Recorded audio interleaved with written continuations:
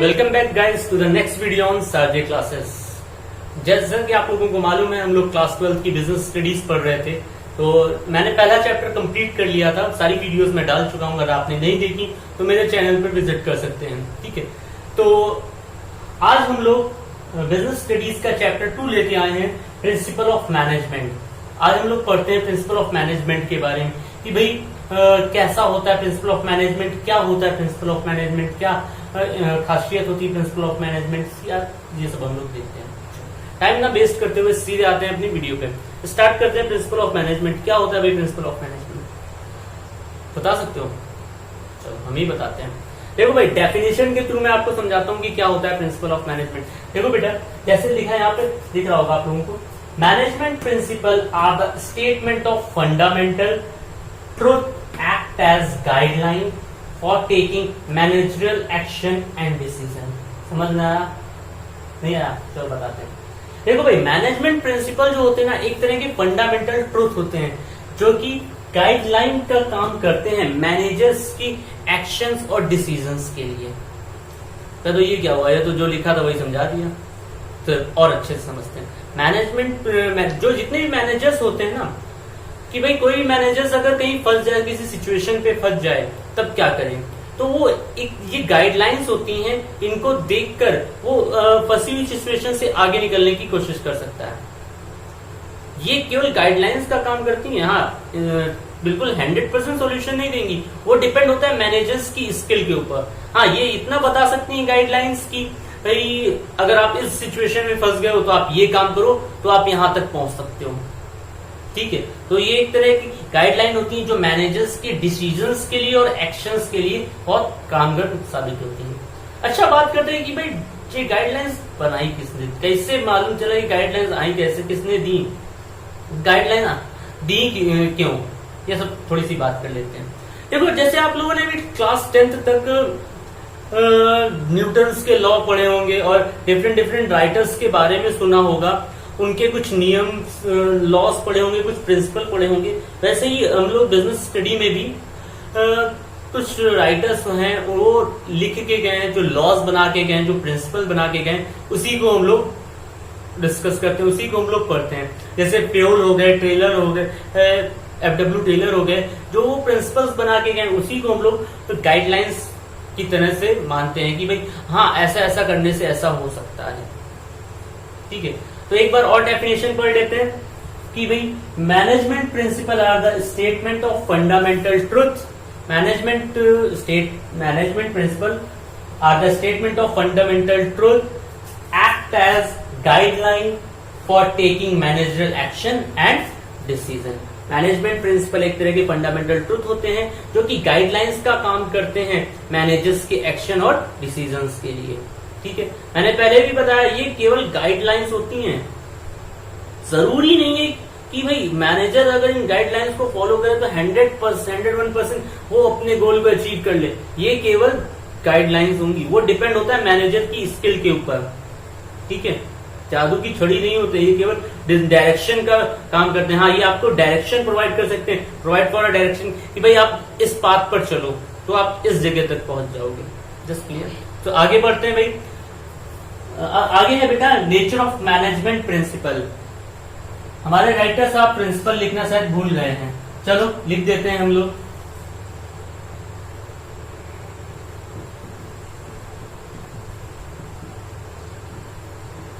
Nature of management principle. भाई क्या होते हैं नेचर, मैनेजमेंट प्रिंसिपल का नेचर कैसा होता है, क्या होते हैं मैनेजमेंट प्रिंसिपल, थोड़ा सा डिस्कस करते हैं। पहला है बेटा यूनिवर्सल एप्लीकेशन। यूनिवर्सल एप्लीकेशन मतलब हम लोगों ने ये नाम तो बहुत बार सुना है, पहले चैप्टर में भी कई बार सुना था, इंपॉर्टेंस में भी देखा था, कई जगह सुना था। यूनिवर्सल एप्लीकेशन मतलब कि हर जगह अप्लाई हो सकते हैं।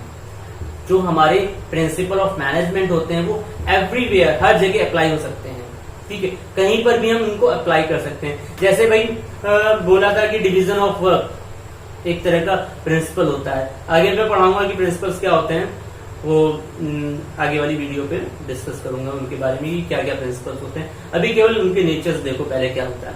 तो जैसे यूनिवर्सल एप्लीकेशन, ये हर जगह अप्लाई हो सकते हैं। जैसे मैंने बताया कि डिवीजन ऑफ वर्क, ये एक तरह का प्रिंसिपल होता है, तो ये हर जगह लग सकता है कि भाई कोई भी काम करना है तो उस काम का डिवीजन कर लो तो काम बहुत अच्छे से होगा, ठीक है। और भी कई सारे प्रिंसिपल्स होते हैं, वो हम लोग बाद में डिस्कस करेंगे। तो भाई पहला समझ में आया यूनिवर्सल एप्लीकेशन, जो कि हर जगह अप्लाई कर सकते हैं इन प्रिंसिपल ऑफ मैनेजमेंट को। आई होप क्लियर हो गया होगा। आगे बात करते हैं जनरल गाइडलाइंस। अभी मैं डिस्कस कर रहा था कि भाई प्रिंसिपल ऑफ मैनेजमेंट जो होते हैं हमारे, वो एक तरह के केवल जनरल गाइडलाइंस होते हैं, कोई जादू की छड़ी नहीं होती कि भाई मैनेजर इसको देखेगा तो 101% अपने गोल तक अचीव कर लेगा ना। वो केवल डायरेक्शन का प्रोवाइड करवाते हैं। ये हमारी जो प्रिंसिपल ऑफ मैनेजमेंट होते हैं, मैनेजर्स को डायरेक्शन प्रोवाइड करवाने का काम करते हैं। एक तरह का जनरल गाइडलाइंस होते हैं कि भाई आप ये करोगे तो यहाँ तक पहुंच जाओगे, ये करोगे तो यहाँ तक पहुंच जाओगे। ऐसी सिचुएशन आ गई अगर मैनेजर के लिए खड़ी हो गई कि मैनेजर कंफ्यूज हो गए भाई अब क्या करें, तो भाई गाइडलाइंस देखी, मैनेजमेंट प्रिंसिपल ऑफ मैनेजमेंट देखे कि भाई हाँ ये सिचुएशन पे अगर मैं फंस गया तो ये करता हूं तो शायद मैं यहां तक निकल जाऊं। बाकी डिपेंड होगा मैनेजर के ऊपर, ठीक है, कि भाई वो कैसे काम करवा रहा है, वो स्किल क्या है उसकी, उसका बिहेवियर कैसा है, वो डिपेंड होगा मैनेजर्स के ऊपर, ठीक है।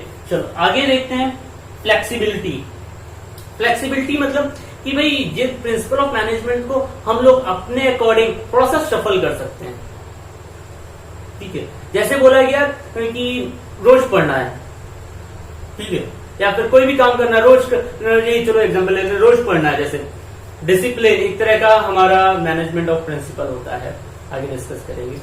तो जैसे रोज पढ़ना है तो भाई किसी को सुबह उठने में ज्यादा कंफर्टेबल लगता है, कोई रात में देर तक जग के पढ़ सकता है, तो कोई दोपहर में पढ़ सकता है, कोई लिखने वाला काम केवल रात में कर सकता है, याद करने वाला काम सुबह कर सकता है। तो भाई वो अपनी सिचुएशन के अकॉर्डिंग काम करेगा ना, समझ में आ रही। तो प्रिंसिपल ऑफ मैनेजमेंट को वो थोड़ा सा सफल कर सकता है, फ्लेक्सिबल कर सकता है अपने अकॉर्डिंग। जस्ट क्लियर हो रहा है ना। तो आगे नेचर ऑफ मैनेजमेंट प्रिंसिपल में आगे है behaviour in nature. Behaviour in nature मतलब कि ऐसे समझो मैनेजर्स और जो उसके अंडर में काम कर रहे हैं उनके बीच का नेचर कैसा है, उनके बीच का बिहेवियर कैसा है, ये उसको भी चेंज करने का काम हमारे प्रिंसिपल ऑफ मैनेजमेंट करते हैं। जैसे कि भाई मैनेजर्स जो है वो अपने अंडर में जितने भी वर्कर्स हैं उनके साथ अच्छा रिलेशन रखे, मतलब बातचीत अच्छी करे, कोऑर्डिनेशन बनाकर काम करे, समझ में आ रही। उनको हैरास ना करे, ये काम कर वरना तुझे सस्पेंड कर दूंगा, ऐसा नहीं है, ठीक है। अच्छा रिलेशन बना के रखे। भाई देखो ये दोनों के लिए जरूरी है, मैनेजर्स के लिए भी जरूरी है और वर्कर्स के लिए भी जरूरी है।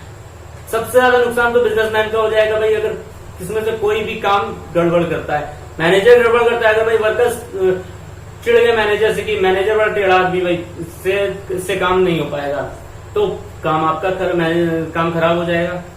अगर मैनेजर चिढ़ गया वर्कर से कि इस वर्कर से काम नहीं करवाना है और पता चला वो वर्कर उस चीज में स्पेशलिस्ट हो, तब तो भी आपका काम खराब हो जाएगा।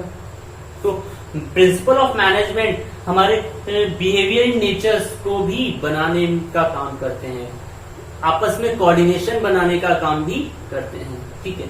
आगे form by practice and experiment. ये जो बेटा प्रिंसिपल ऑफ मैनेजमेंट है वो एक बार में नहीं बने, बहुत बार प्रैक्टिस करके उनको बनाया गया है। डिफरेंट सिचुएशन पर हर एक प्रिंसिपल को रख के देखा गया, जब उनका कंक्लूजन सेम निकला है तब वो जाकर हमारे प्रिंसिपल बने हैं। डिफरेंट एक्सपेरिमेंट्स करे गए, डिफरेंट सिचुएशंस पर उनको अप्लाई किया गया, जब उन सब का कंक्लूजन सेम निकला तब जाकर ये हमारे प्रिंसिपल बने, ठीक है। आगे तो इसलिए हम बोल सकते हैं कि principle of management are form by practice and experiment.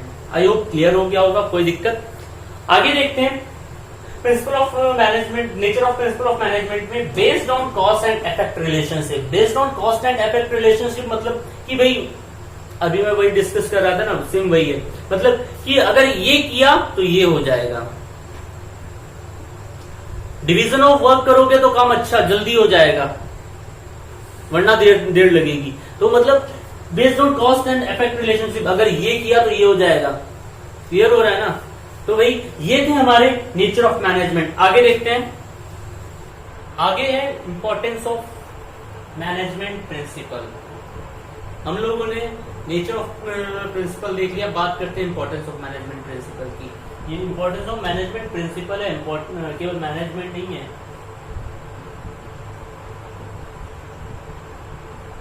चलो बात करते हैं इंपॉर्टेंस ऑफ मैनेजमेंट प्रिंसिपल क्या होता है, मतलब अच्छाइयां क्या होती हैं, प्रिंसिपल ऑफ मैनेजमेंट की अच्छाइयां क्या होती हैं।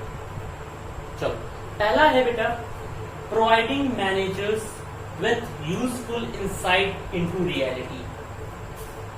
Providing managers with useful insight into reality मतलब कि ये अपने मैनेजर्स को प्रोवाइड करती है कि एक्चुअली में या फिर रियलिटी में वो किसी भी सिचुएशन से कैसे बाहर आ सकते हैं। समझ में आ रहा है?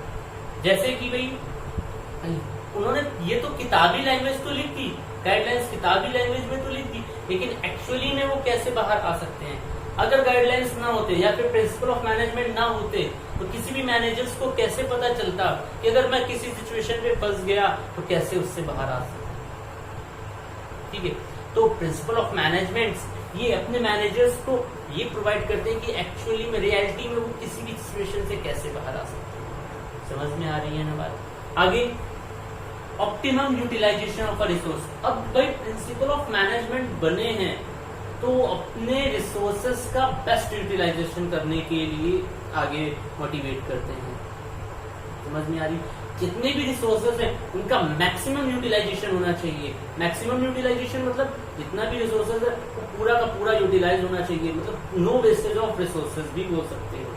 ठीक है, तो इसके लिए भी इम्पोर्टेंस ऑफ हमारे प्रिंसिपल ऑफ मैनेजमेंट ऐसे बने हैं कि वो इसको भी मोटिवेट करते हैं, इसको भी आगे बढ़ाने की कोशिश करते हैं कि एक ऑर्गेनाइजेशन के अंदर जितने भी रिसोर्सेज हैं वो मैक्सिमम उनका यूटिलाइजेशन हो। आगे है साइंटिफिक डिसीजन। साइंटिफिक डिसीजन मतलब अभी जैसे हम लोग डिस्कस कर रहे थे कि मैनेजमेंट प्रिंसिपल ऑफ मैनेजमेंट जो थे वो बार बार प्रैक्टिस करके बार बार एक्सपेरिमेंट करके फॉर्म हुए हैं। तो भाई वो बार बार प्रैक्टिस और एक्सपेरिमेंट के थ्रू फॉर्म हुए हैं, यानी वो साइंटिफिकली अप्लाइड हुए हैं, वो डिफरेंट डिफरेंट सिचुएशंस पर साइंटिफिकली अप्लाइड हुए हैं। तो बोल सकते हो कि भाई principle of management are scientific decision. Just clear हो रहा है ना? आगे देखते हैं अगला जो इंपॉर्टेंस है वो है meeting changing environment requirement. Meeting changing environment requirement मतलब क्या होता है भाई? देखते हैं। देखो भाई अपना जो एनवायरमेंट है ना वो आए दिन चेंज हुआ करता है। आज ये टेक्नोलॉजी चल रही है, कल कुछ दूसरी टेक्नोलॉजी आ जाएगी, परसों कुछ दूसरी टेक्नोलॉजी आ जाएगी। तो कोई भी ऑर्गेनाइजेशन या कोई भी फर्म अगर पुरानी टेक्नोलॉजी के थ्रू काम कर रही है तो वो कैसे नई टेक्नोलॉजी को एक्सेप्ट करे, या फिर प्रिंसिपल ऑफ मैनेजमेंट इस तरीके से बने होते हैं कि वो किसी भी ऑर्गेनाइजेशन में जो लोअर लेवल ऑफ मैनेजर्स हैं या फिर उनके वर्कर्स हैं उनको मोटिवेट करें कि वो कैसे नई टेक्नोलॉजी में फॉरवर्ड हो सकते हैं, नई टेक्नोलॉजी की तरफ आगे बढ़ सकते हैं। ठीक है, तो ये इस तरीके से बने हैं कि इसको भी प्रमोट करते हैं, मीटिंग चेंजिंग इन्वायरमेंट रिक्वायरमेंट को, कि किसी भी ऑर्गेनाइजेशन के जो वर्कर्स हैं, जो लोअर लेवल मैनेजर्स हैं, उनको नई टेक्नोलॉजी में आने के लिए। ठीक है, जैसे आपने काफी समय पहले एग्जांपल सुना भी होगा कि भाई जब नए नए कंप्यूटर से स्टार्ट हुए थे, बैंकों में जब कंप्यूटर्स आना स्टार्ट हुए थे, पहले काम तो सारा मैनुअली होता था। जब नए नए कंप्यूटर्स आए तो जो पुराने हमारे बैंकर्स थे, जो पोस्ट ऑफिसर्स थे, वो ज्यादा यूज कर नहीं पाते थे कंप्यूटर्स का। तो उनको कैसे मोटिवेट किया गया कि वही इस टेक्नोलॉजी को एक्सेप्ट करें with the help of principle of management. समझ में आया? चलो अगला देखते हैं बेटा, इंपॉर्टेंस ऑफ मैनेजमेंट प्रिंसिपल पे है fulfil social responsibility. Fulfil of social responsibility मतलब कि मैनेजमेंट ऑफ प्रिंसिपल्स इस तरीके से बने हैं कि वो सोशल की रिस्पॉन्सिबिलिटीज को, सोसाइटी की रिस्पॉन्सिबिलिटीज को भी फुलफिल कर सकते हैं, करवा सकते हैं। या तो मतलब आप अगर उनके थ्रू काम करोगे तो सोशल रिस्पॉन्सिबिलिटी भी करोगे। सोशल रिस्पॉन्सिबिलिटी मालूम है ना, फर्स्ट चैप्टर पे पढ़ाया हुआ है, हाँ देख लेना जाके वहां पर। भाई क्या होती हैं सोशल रिस्पॉन्सिबिलिटीज। एक ऑर्गेनाइजेशन की रिस्पॉन्सिबिलिटीज, सोशल रिस्पॉन्सिबिलिटीज क्या होंगी कि भाई जो भी वो प्रोडक्शन कर रहा है, जिस भी प्रोडक्ट का प्रोडक्शन कर रहा है, उसकी बेस्ट क्वालिटी प्रोड्यूस करके दे, एम्प्लॉयमेंट जनरेट करे। ये सारी चीजें सोशल रिस्पॉन्सिबिलिटीज होती है ऑर्गेनाइजेशन की, एक फर्म की। तो प्रिंसिपल ऑफ मैनेजमेंट इस तरीके से फॉर्म्ड है, इस तरीके से बने हुए हैं कि वो सोशल रिस्पॉन्सिबिलिटीज को फुलफिल करते हैं। अगर मैनेजर्स हमारे प्रिंसिपल ऑफ मैनेजमेंट के थ्रू काम करते हैं तो आई होप क्लियर हो गया होगा। आगे management training education and research, most important point है। देखो भाई प्रिंसिपल ऑफ मैनेजमेंट ये कहते हैं कि management training education and research मतलब कि हर एम्प्लॉय को, हर वर्कर को टाइम टू टाइम ट्रेनिंग और उनके डेवलपमेंट करना चाहिए। उनको उनकी टाइम टू टाइम ट्रेनिंग करवानी चाहिए ताकि उनका भी डेवलपमेंट हो। ठीक है भाई, उनका डेवलपमेंट होगा तो कंपनी का भी ग्रोथ होगी। समझ में आ रही है ना बात। तो प्रिंसिपल ऑफ मैनेजमेंट इस तरीके से बने हुए हैं कि वो अपने वर्कर्स की मैनेजर्स के वर्कर्स के हैं, जो लोअर लेवल मैनेजर्स हैं, उनको टाइम टू टाइम ट्रेनिंग करवाएं। ये सिखाता है हमारा प्रिंसिपल ऑफ मैनेजमेंट, ताकि वो भी आगे बढ़ सके। ट्रेनिंग करवाएं, एजुकेशन प्रोवाइड करें, उनके नई नई टेक्नोलॉजी के रिगार्डिंग कुछ नया क्रिएटिविटी अगर कर सकते हैं तो कुछ क्रिएटिविटी करें। ठीक है, तो principle training education and research ये प्रिंसिपल ऑफ मैनेजमेंट के थ्रू। तो ये थे हमारे importance of management of principle. आज के लिए इतना ही। आने वाली वीडियो मोस्ट इंपॉर्टेंट वीडियो है, उसको जरूर देखिएगा, जिसमें मैंने पेरोल के 14 प्रिंसिपल्स बताए हुए हैं। उसको जरूर देखिएगा, मोस्ट इंपॉर्टेंट वीडियो है। आज के लिए इतना ही, बाकी नेक्स्ट क्लास में।